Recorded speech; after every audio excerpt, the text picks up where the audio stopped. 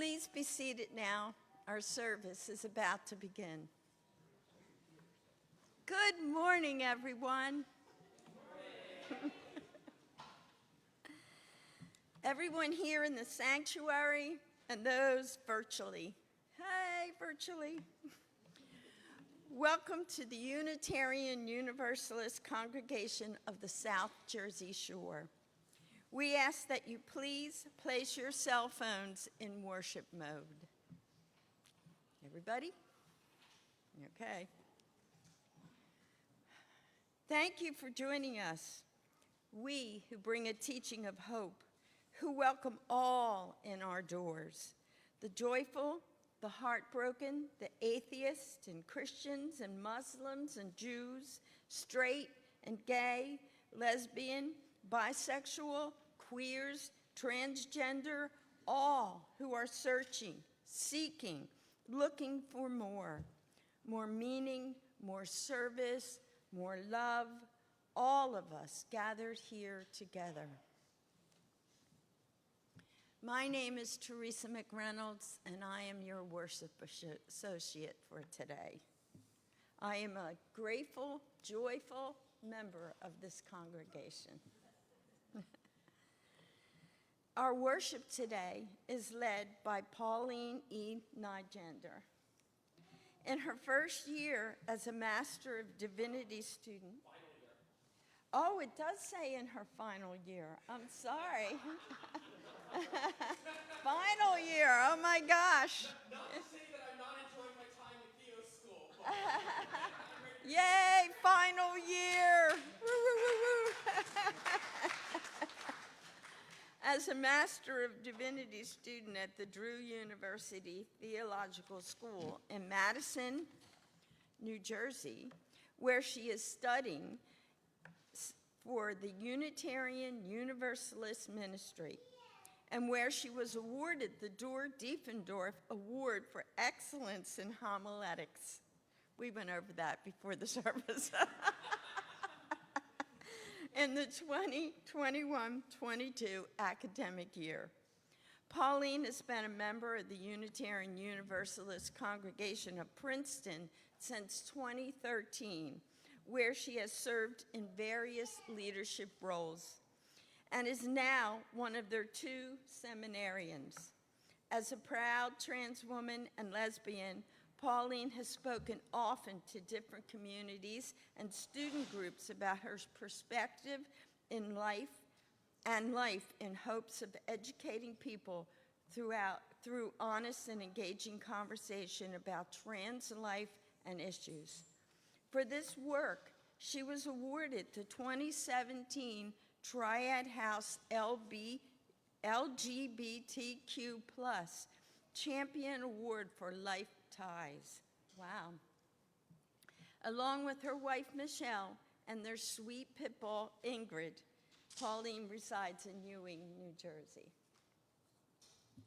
Video of today's service will be available on YouTube channel later today. And now for some announcements. There are a few announcements for this week. The African Safari Dinner from the auction still has seats available. 3 couples from the congregation who traveled to South Africa and Australia and New Zealand will show slides of the amazing wildlife they saw up close, projected onto the big screens through the expertise of David Wiesner. Sponsoring this event are Betsy C. Wright and Judy Pereira, and their African-inspired theme will include icebreaker games, appropriate background music, and a bountiful vegetarian-friendly buffet dinner. The event is on Saturday, January 27, 2024 at the UU Center, right here, at 5:30 p.m. $35 per person, no charge for children attending with their parents. The Green Light Coffee House for January will be on January 5th in the month of January, the first Friday of the month. Join us next Sunday at 1:30 p.m.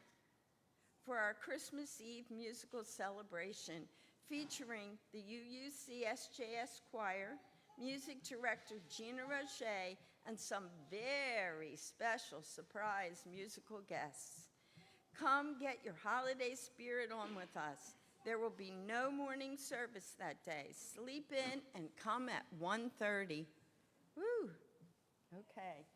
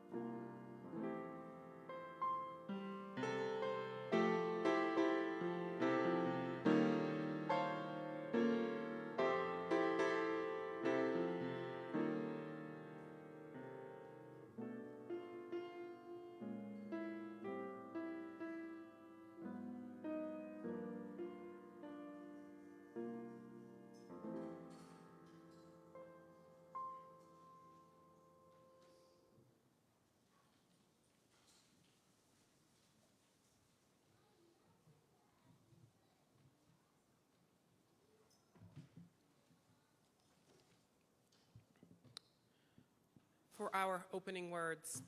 We gather here together on this Sunday in the spirit of the principles that we believe in. We gather here together in the spirit of acceptance and in the worth and dignity of those around us as well as ourselves. We gather here in the spirit of community and to celebrate the diversity that makes us who we are, human. It is through our shared humanity that we work together to build a community that celebrates the gifts and the diversity that each of us brings here. And as a woman, a lesbian, and a trans woman, I am grateful to be welcomed here as I am. And whether you be a guest or a longtime member, I hope that whoever you are, wherever you are on your life's journey, please know that you are welcome here.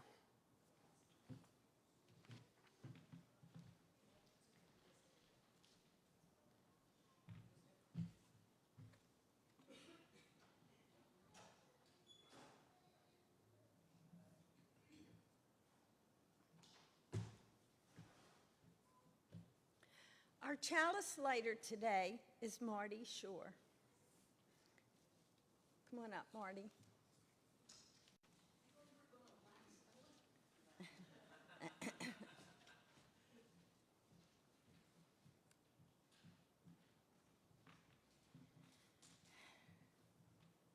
As Marty lights the candle, please join us in reading the chalice lighting words by Annie Lamont in your order of service.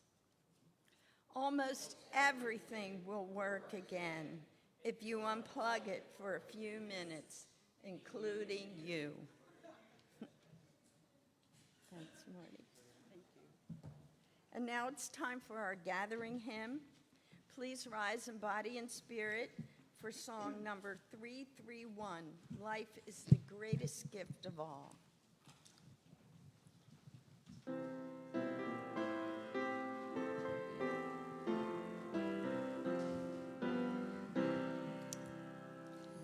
Life is the greatest gift of all the riches on this earth. Life and its creatures, great and small, of high and lowly birth. So treasure it and measure it with deeds of shining worth.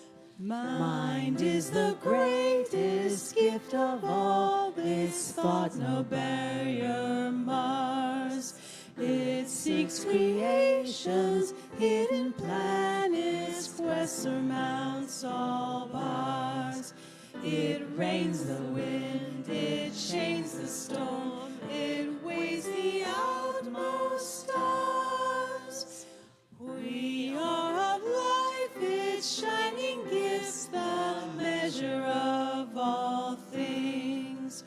Up from the dust our temples lift, our vision soars on wings.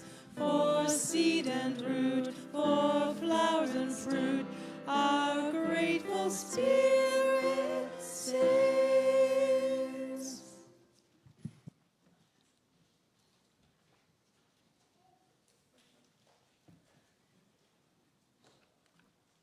Okay.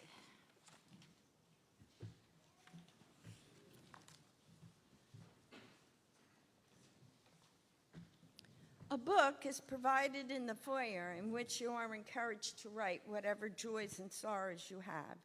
I will now read what you have shared. The poinsettias up front are in honor of Rhonda Cuff's father, Robert Matthews, who was memorialized here on Saturday. They had a beautiful service here, a beautiful video. Their daughter Grace spoke so lovingly of her grandfather. It was really a nice service. From the caring team, we are in need of congregants who enjoy cooking and would be open to preparing a few meals for those who are sick and shut in. Please let one of the caring team members know if you are interested. A beloved, before that, Tracy, I know you're here. Tracy is the head of the caring team, and who else is caring team? Helen. And Helen. So if you can do some cooking and would like to help for some of our shut-ins, please contact them. A belated joy and appreciation to my sister Emily. Due to health issues, she has had to stop donating blood. But in her lifetime, she has donated over 10 gallons of blood. Surely there are people who are alive today because of her generosity. That from David Wiesner. FYI, this is the first time that UUC SJS has a tree in our sanctuary. Through the years, there have been concerns about how to decorate without setting off negative triggers. We hope the tree sends off love, joy, and excitement. Happy holidays to all, Colby. We are filled with joy this week as we have moved into our new house. Yay! And the altar is absolutely loving. We're just loving it. That's from Jess and Kenny and Atlas. Yay. This week, Sue Parks has had emergency surgery for a perforated diverticula, and is recovering in the ICU at Southern Regional Hospital. We hold her and Julie in our hearts.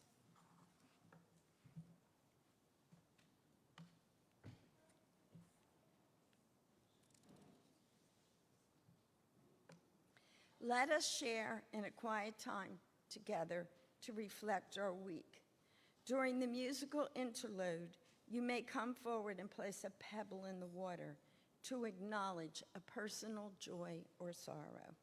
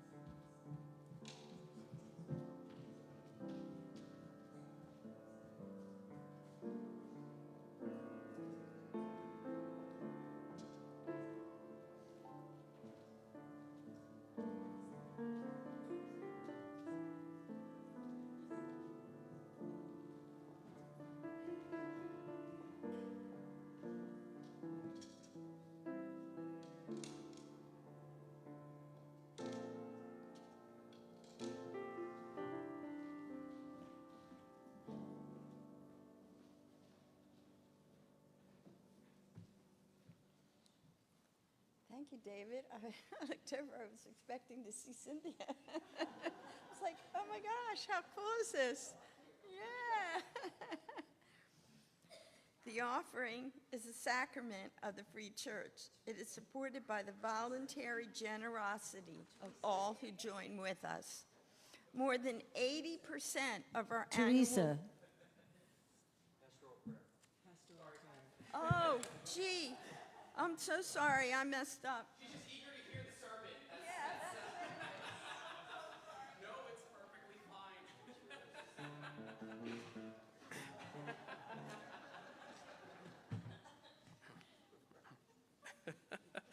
Like I said, she's just eager to hear the sermon, but don't worry, we'll get there in time.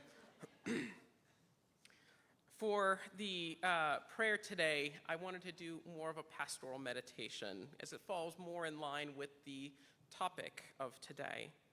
And it comes from the pen of Nathan C. Walker, and I invite us all to just get comfortable in our chairs and just let our eyes drift closed for a few moments. Breathing in, I am aware of my pain. Breathing out, I am aware that I am not my pain. Breathing in, I am aware of my past. And breathing out, I am aware that I am not my past. Breathing in, I am aware of my anger. Breathing out, I am aware that I am not my anger. Breathing in, I am aware of my despair. Breathing out, I am aware that I am not my despair. Breathing in, I am aware of peace. Breathing out, I am aware that I am worthy of peace. Breathing in, I am aware of love. Breathing out, I am aware that I am worthy of love. Breathing in, I am aware of joy. Breathing out, I am aware that I am an agent of joy. Breathing in, I am aware of hope. Breathing out, I am aware that I am an agent of hope.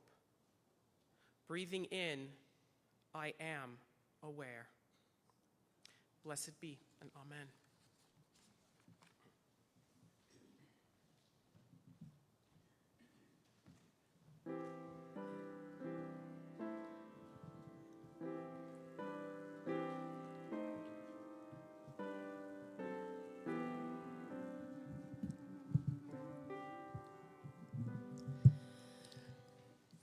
Voice still and small, deep inside all, I hear you call, singing. In storm and rain, sorrow and pain, still you remain, singing. Calming my fears, quenching my tears, through all the years, singing.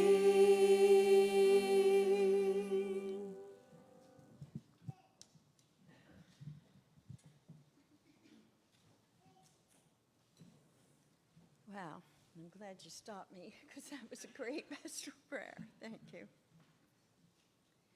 Now, the offering is a sacrament of the Free Church.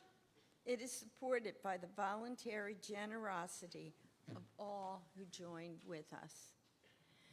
More than 80% of our annual budget is supported by direct pledges and donations collected through our in-service offerings. We hope that you will be as generous as you are able and support the ministry of this congregation.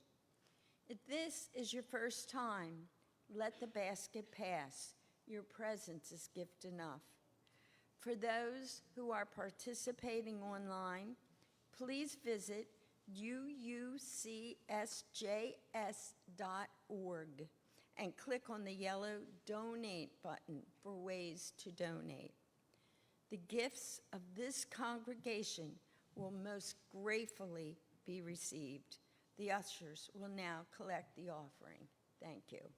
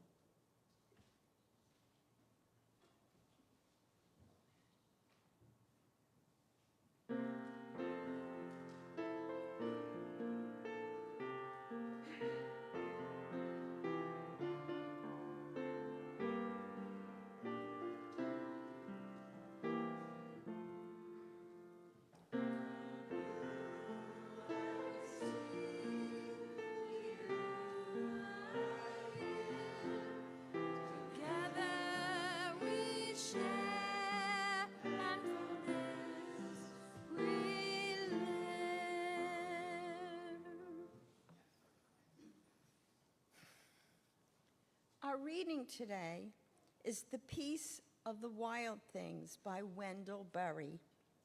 At the end of the reading, we will enter into a time of silent contemplation, concluded by the ringing of the bell. When despair for the world grows in me, and I wake in the night at the least sound, in fear of what my life and my children's lives may be, I go and lie down where the wood drake rests in his beauty on the water, and the great heron feeds. I come into the peace of the wild things, who do not tax their lives with forethought of grief. I come into the presence of the still water, and I feel above me the day-blind stars waiting with their light. For a time I rest in the grace of the world and am free.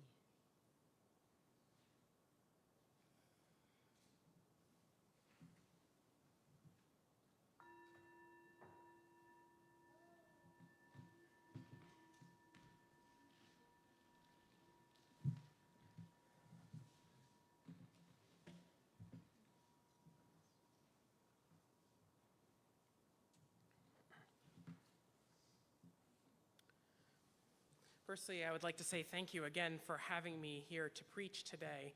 And thank you for all of our fantastic music, and for our tech folks that make online worship service possible, and for Teresa for being the worship associate today. Second thing, I am recovering from a little bout of laryngitis, so I'm sorry in advance if my voice starts to fade toward the end, but we will see and hope that I don't turn out to be squeaky.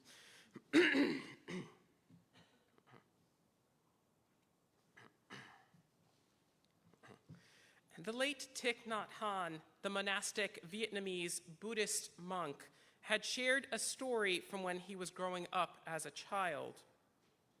His school teacher had informed his class that they would be making a trip to visit the top of a nearby mountain, to visit a hermit that lived at the top of said mountain.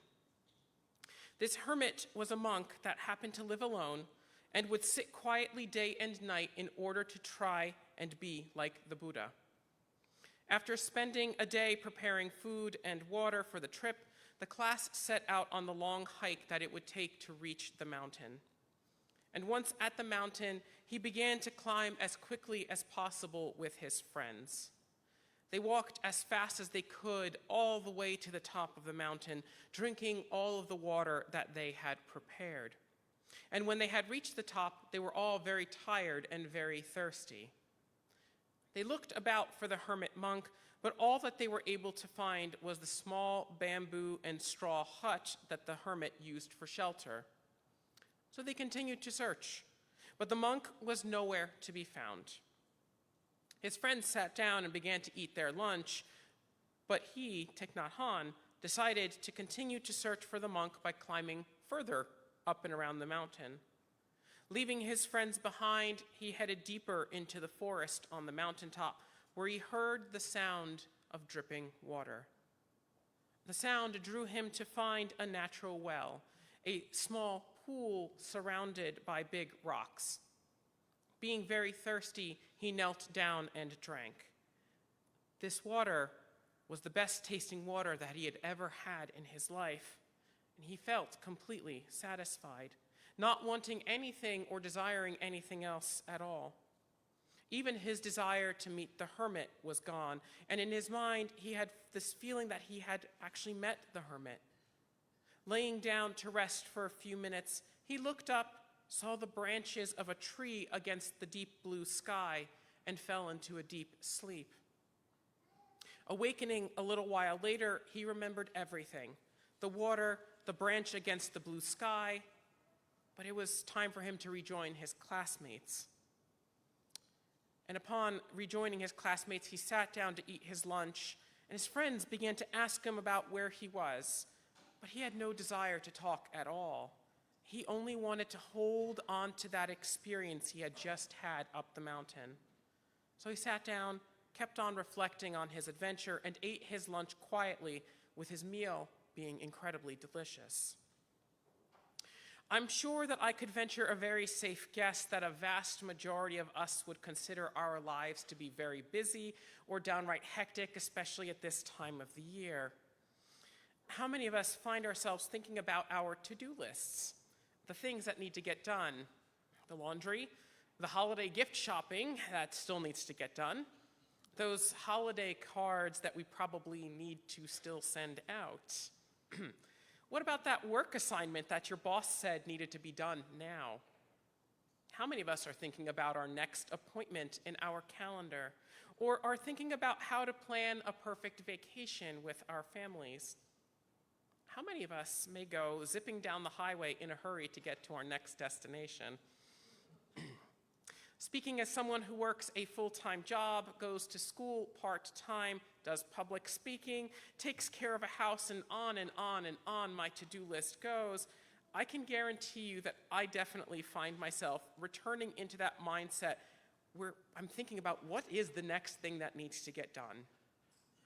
And as a society, we have become a people that is constantly measured by the things that we do and the things that we accomplish. We've become so focused on doing that many of us have forgotten the simple act of being. And in that process of being so focused on doing, we may find ourselves in a state of constant anxiety or some other negative trait. We have become a people that's racing up the mountain seeking the hermit, and when we don't find him, we're off to the races again, searching for more. Jedi Master Yoda probably said it best in this particular quote: all his life he has looked away to the future, to the horizon, never his mind on where he was, what he was doing. An honest question: how many of us have ever heard the expression of stop and smell the roses? All right. How many of us have ever done so? And we can say that this particular statement applies to any of our favorite flowers. All right. So I see that we definitely have a mix of folks where some of us have and some of us have not stopped to smell the flowers. And for both groups that have and haven't, let's see if we can delve a little bit more into this idea of stopping to smell the roses. An aspect of Buddhism, as well as the secularized and increasingly popular mindfulness movement, has sought to counter a lot of the narratives that we have come to build in our lives and in our society at large. For those of us that are not familiar with it, mindfulness, and in particular mindfulness meditation, is a mental training practice that helps to teach you to slow down racing thoughts, let go of negativity, and calm your mind and body. Many of us, when we think of meditation, we think of, well, the stereotypical image of someone meditating. Some of us may envision someone who's sitting in a cross-legged position, back straight, breathing in and out while keeping as empty of a mind as they could. I myself had this vision of meditation and always thought that meditation was beyond my reach as someone that has way too much of a hectic life filled with stress to be able to do that. However, I was recently able to take a semester-long class on mindfulness while working on the tail end of my Master of Divinity program. And it was in this class where I learned that that particular image of meditation, which had been so ingrained in my own mind, was an incomplete description of meditation and in particular mindfulness. One of the definitions that stuck with me from this class was a description that at the heart of any form of meditation lies attention, specifically how we pay attention and how we choose what we pay attention to. So in other words, it's all about the intentionality and focus that we provide to something we're doing that is able to pull us into this very moment so that we've become fully present in what it is that we're doing.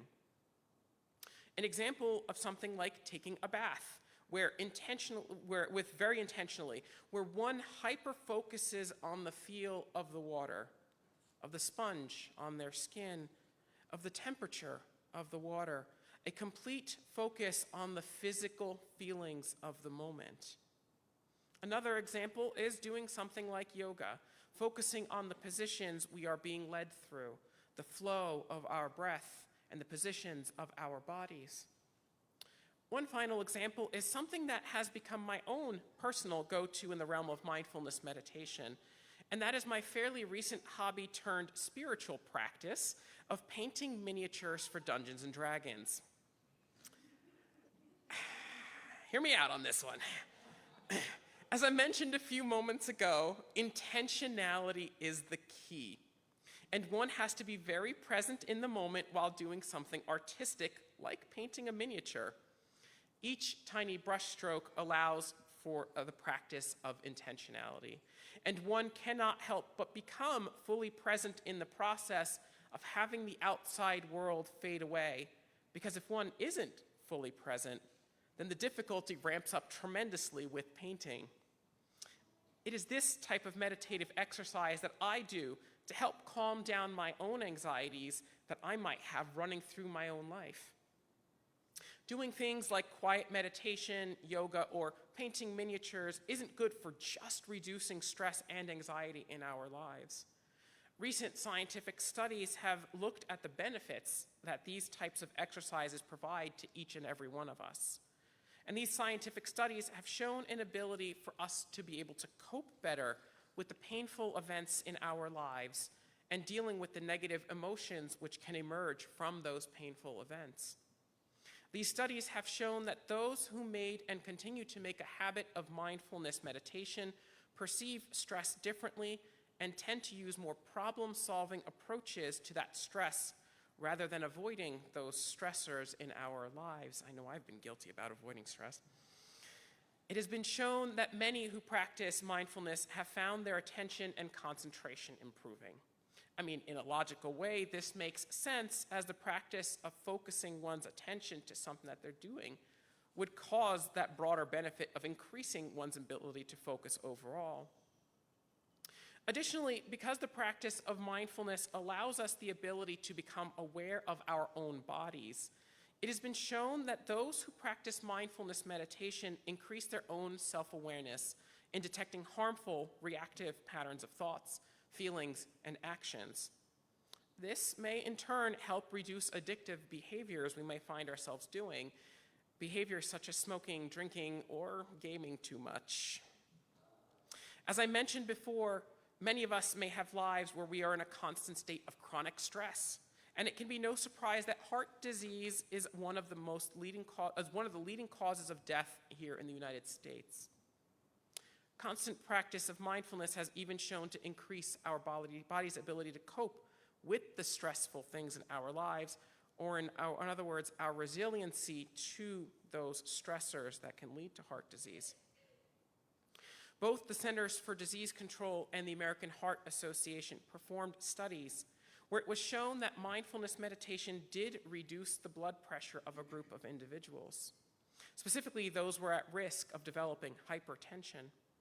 Additionally, their studies showed that a larger population of individuals wishing to quit smoking, one of the largest risks in developing heart disease, remained abstinent through the use of mindfulness practice. Many of us are probably rolling the questions around in our minds of this being all well and good, but who's got the time for all of this?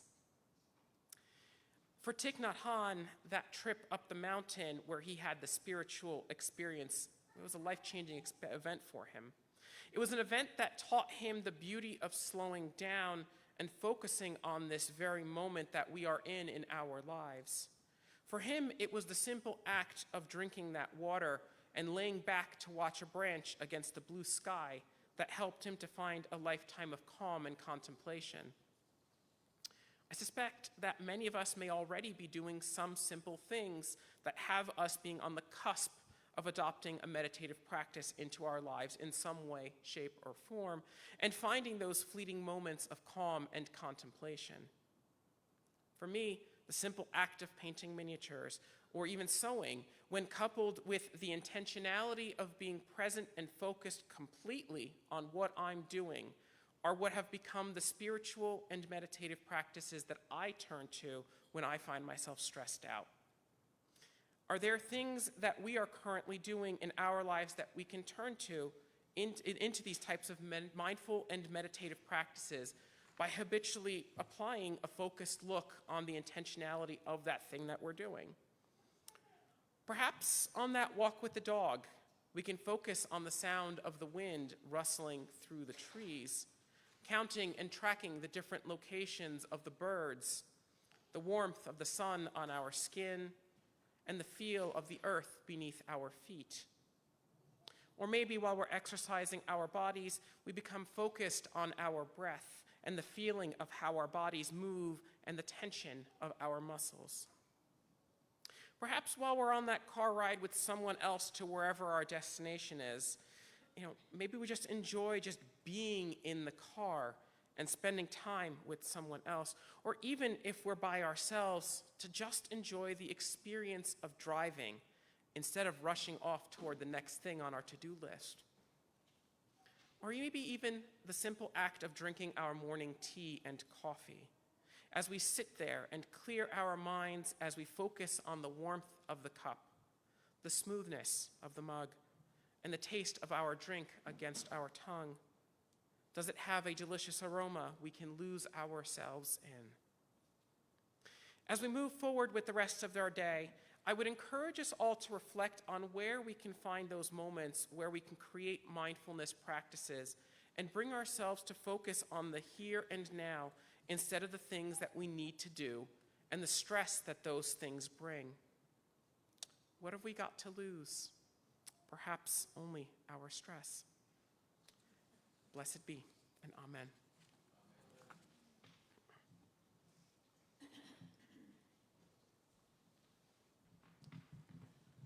We'll be singing number 298, Wake Now My Senses, verses 1, 3, and 5 only.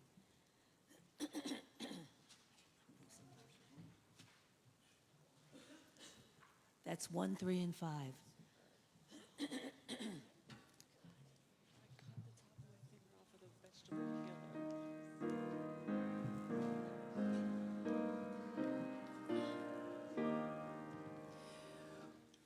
Wake now my senses and hear the earth call. Feel the deep power of being in all. Keep with the web of creation your vow. Giving, receiving, as love shows us how. Wake now, compassion, give heed to the cry. Voices of suffering fill the wide sky.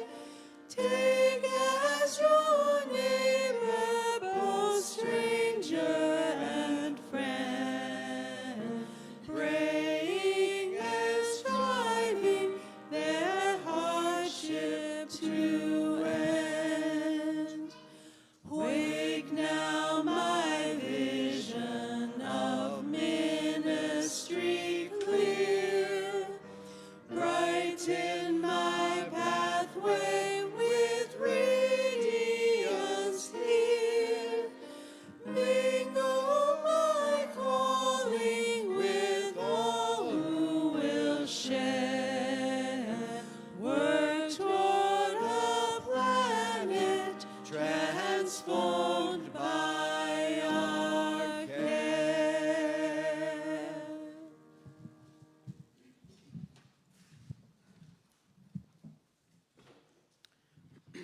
And for our closing words today, may love and compassion guide you in all that you do. May wisdom help you to seek responsible truths and meanings. May inspiration lead you to new places, and may the hope you bring be a beacon for others. May you share your beautiful gifts with the world. Blessed be, and amen.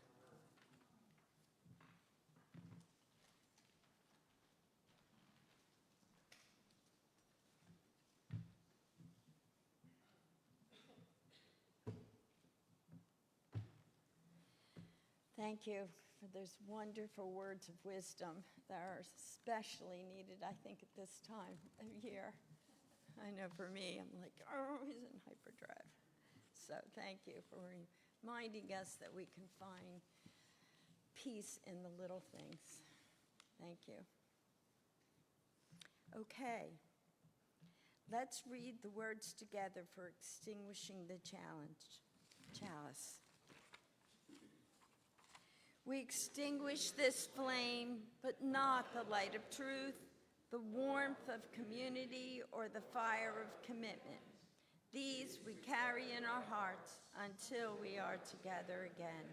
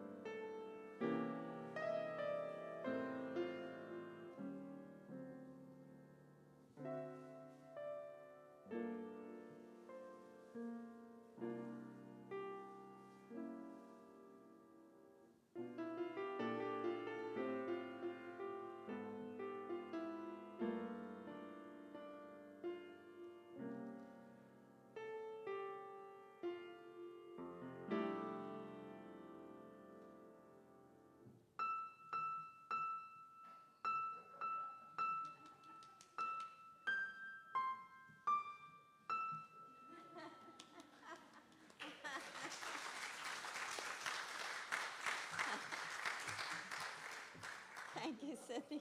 That was great. We warmly welcome all of you who are visiting us today.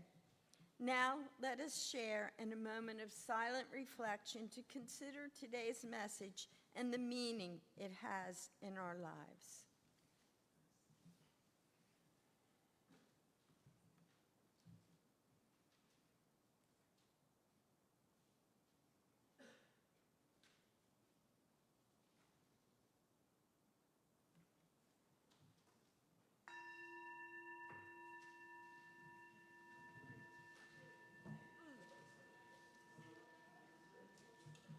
Thank you, friends.